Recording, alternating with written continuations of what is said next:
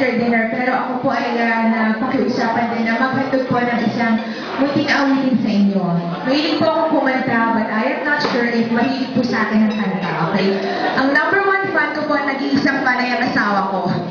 So I will just imagine na siya lang po ang tao. But of course, this song is dedicated sa ating celebrant, si Sir Noel. I hope you enjoy the music.